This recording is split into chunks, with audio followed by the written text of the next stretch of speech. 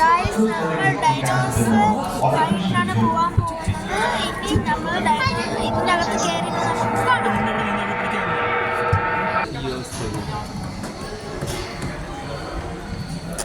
स्वागत है। ये यात्रा जैसे शुरू हुए 3.5 अरब साल हो गए। मैं हूँ चार्ल्स डार्विन, आपको लेकर चलूंगा प्राचीन युगों के रोचक सफर। आइए जान लेते हैं आदिम धरती को, इसके विभिन्न जीवन रूपों, फिर चलेंगे प्री कैम्ब्रियन और ऑर्डोवीशियन युग में। साइंस सिटी के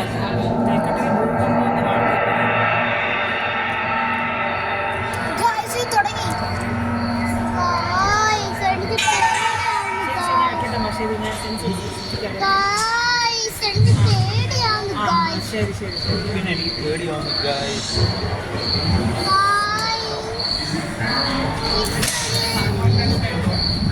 कहते हैं कि 460 करोड़ वर्ष पहले प्रचंड धूल के बवंडर से हमारे सौर जगत का जन्म हुआ।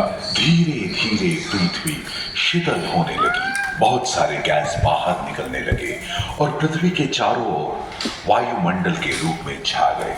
इन गैसों ने बिजली की कड़क और बादलों की गरज से मिलकर एमाइनो एसिड का निर्माण किया।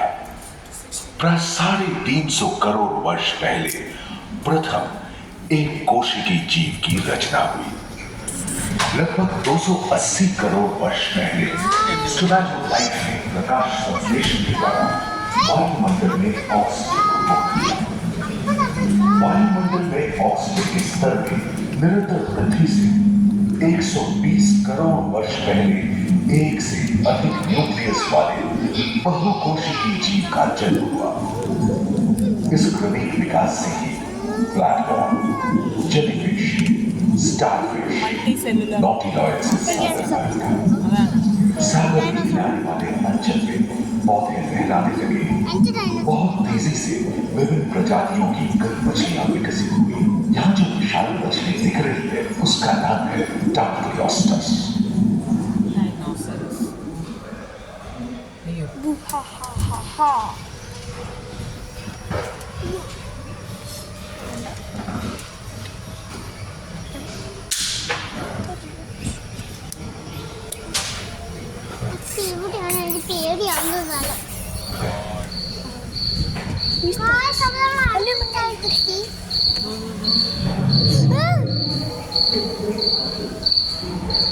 लगभग 10 करोड़ वर्ष पहले धरती पर पेड़ पौधों का जन्म हुआ, जो बढ़ते गए और घने जंगलों में बदल गए। घूम, मकड़े आदि पंखहीन पतंग एवं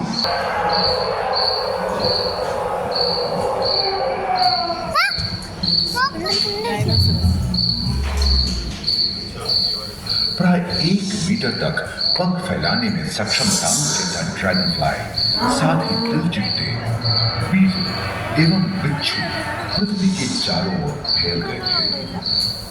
धरती में पाए जाने मृत पौधे से उत्पन्न हुए थे, जो कि धरती के अंदर दब गए। उन दिनों पृथ्वी की 1/3 हिस्से में एकमात्र महादेश था।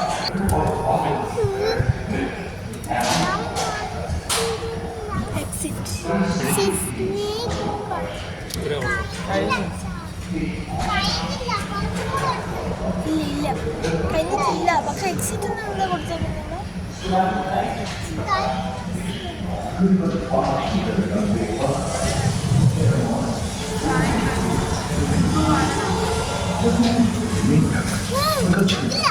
मगरमच्छों का जन्म लगभग 22 करोड़ वर्ष पहले इस धरती पर हुआ। प्रथम स्तनपायी जीव मेगाज़ोसौर चूहे जैसे प्राचीन सरीसृप और उनकी जगह डायनासोर ने ले लिया था। ये घटना प्राय 20 करोड़ वर्ष पहले घटी थी। डायनासोर विभिन्न आकार एवं माप के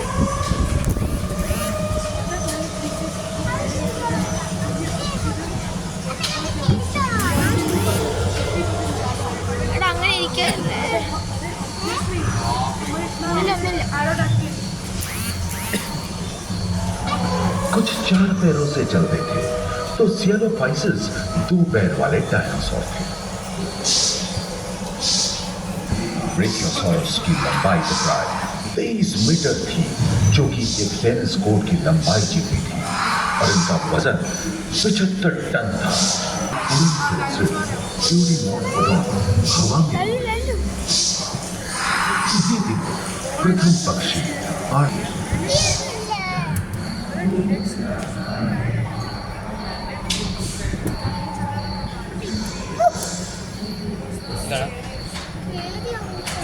अगले 10 करोड़ वर्षों यानी जुरासिक के अंतिम चरण से क्रेटेशियस युग का प्रथम चरण तक डायनासोर के लिए स्वर्णिम युग रहा। जलवायु में नमी की मौजूदगी से पृथ्वी पेड़ पौधों से भर उठी थी।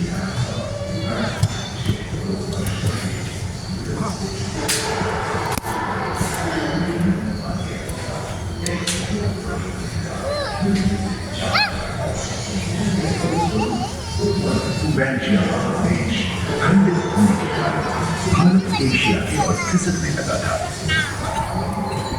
महादेशीय प्लेटों में हलचल होने से ज्वालामुखी के रूप में लावा निकलने लगी। इसके फलस्वरूप आए भूकंप से विभिन्न भौगोलिक आकार एवं आकृतियां निर्मित हुई। स्पाइनोसॉरस की पीठ पर नौका के पाल की तरह एक अंग हुआ करता था, जिससे वो अपने शरीर के ताप को नियंत्रित करता था।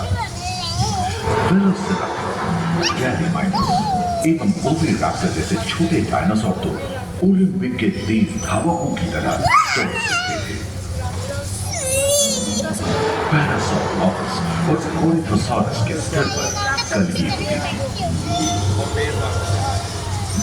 करीबन 5 मीटर लंबे पंख वाले टेरोनॉडॉन उड़ने एवं फिसलने में माहिर थे। सुनने में विचित्र लगे, पर अधिकांश डायनासोर जैसे कि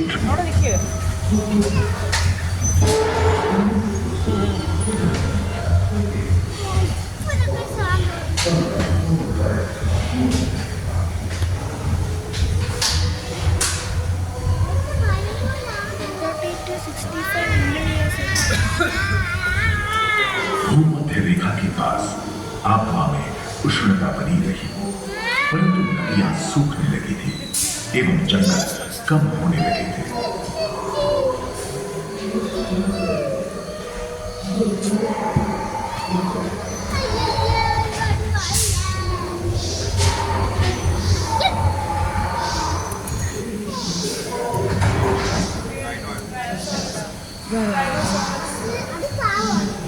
एकांत महादेश में जीव जंतुओं का विकास स्वतंत्र रूप से शुरू हुआ। सबसे पहले पुष्प वाले पौधे धरती पर विकसित हुए एवं परागण के लिए कीट पतंगों के साथ संपर्क स्थापित हुआ। वे तेजी से धरती पर बढ़ने लगे। इसी समय पहली बार धरती पर सांपों का जन्म हुआ। डायनासोर में सबसे भयंकर था टिरानोसॉरस रेक्स।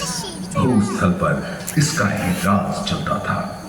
यह प्राय 12 मीटर लंबा यानी 2 मंजिला मकान के आकार का था।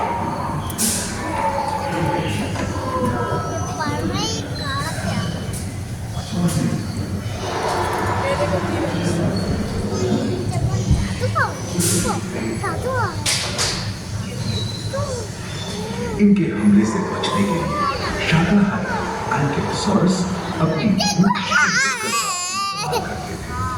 सभी डायनासोर प्राय 6.5 करोड़ वर्ष पहले ही विलुप्त हो चुके हैं।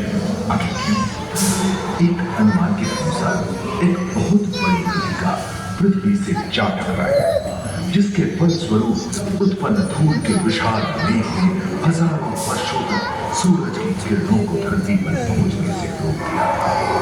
फलस्वरूप विशाल डायनासोर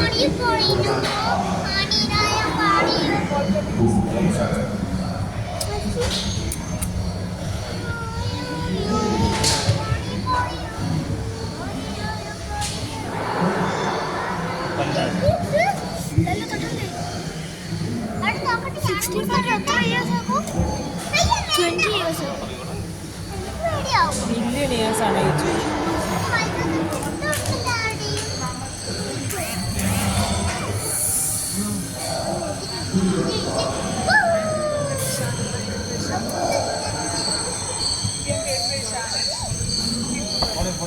डायनासोर के विलुप्त होने के बाद भूस्थल पर स्तनपायी प्राणियों का आवागमन शुरू हुआ। पर्याप्त मात्रा में आहार उपलब्ध होने लगा। छोटे स्तनपायी प्राणी बड़े आकार इसी तरह ആനയായിട്ട് ബന്ധം स्तनपायी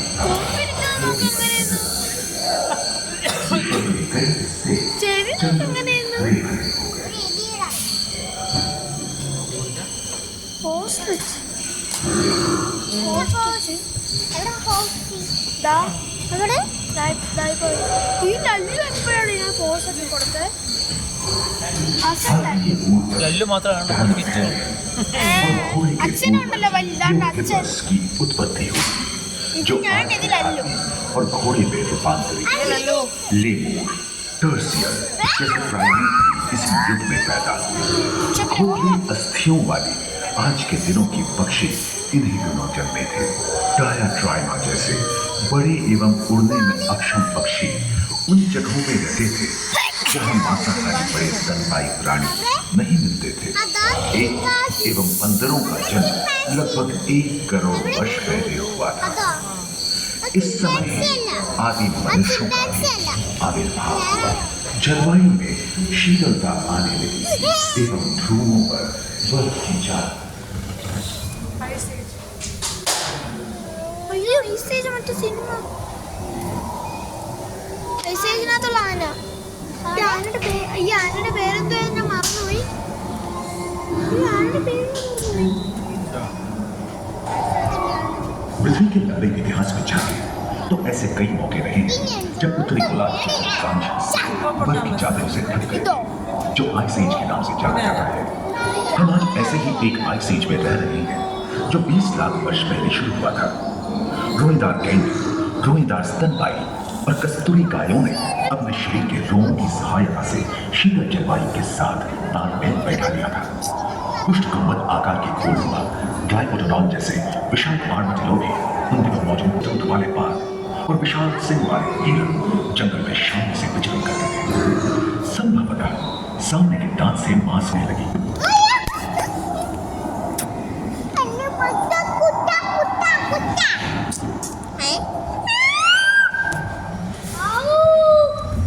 उम्मीद है कि आपको इस सफर में मजा आया होगा जहाँ जीवन विकसित होकर लाखों अन्य लोगों में परिवर्तित हो मानव की यात्रा और विज्ञान और तकनीक तथा अत्याधुनिक तकनीक की भारतीय विरासत का भी इसकी बहुत से पहले रोज पर आनंद लिया। अपने अनुभवों को यादगार बनाने के लिए दोबारा आ सकते ആരുമില്ല കണ്ടോ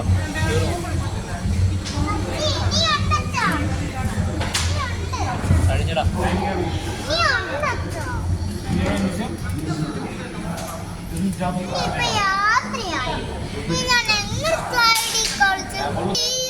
ഗായ്സ് ഇത് തീർന്നു ഗായ്സ് അപ്പോ